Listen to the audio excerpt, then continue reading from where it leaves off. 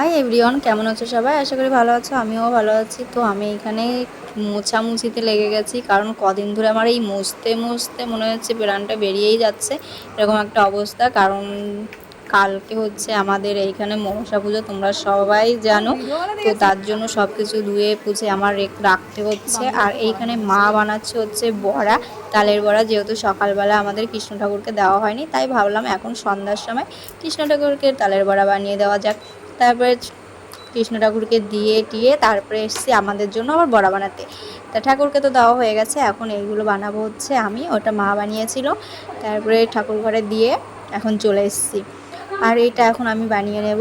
তো গরম তো ভীষণ পরিমাণে পড়েছে, আমার শরীরটাও ভালো না, ঠান্ডা লেগে গেছে, জ্বর, একটু হালকা গা গরম, জ্বর জ্বর সেরকম অবস্থা। এইখানে আমাদের নিকিতা বসে আছে আর পুচকুমাকে কোলে নিয়ে বসে আছে। আর আজকে সারাদিন পরে পুচকুমা এই দেখো মেঝেতে আজকে খেলা করছে, হাঁপুড় দিচ্ছে। সারাদিন পরে আজকে সারাদিন ওর মার কোলেই ছিল, কারণ ওর শরীরটা আজকে ভীষণ খারাপ ছিল। যখন ওকে ঝাড়া দিয়ে নিয়ে আসলো তখনই এখন একটু এই যে খেলছে ও দাদার সঙ্গে, ও দাদা লুকিয়ে আছে।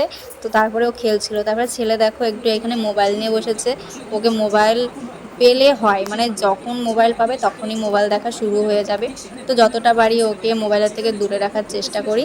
তো এইখানে আমি আর ছেলেই এখন রয়েছি, মা হচ্ছে পুচকুকে একটু ওষুধ খাওয়াতে গেছে, তার জন্য দোকানে আমি আর অরিশ একটু দাঁড়িয়ে আছি। আর এইখানে তারপরে এসেছে দোকানের লোক, তারপরে মাকে ডেকেছিলাম। তো ভিডিওটা কেমন লাগলো, ভিডিওটা যদি ভালো লাগে লাইক করে দিও। তো সবাই ভালো থেকো, সুস্থ থেকো, আর সবাই যদি পারো কালকে আমাদের এখানে পুজোতে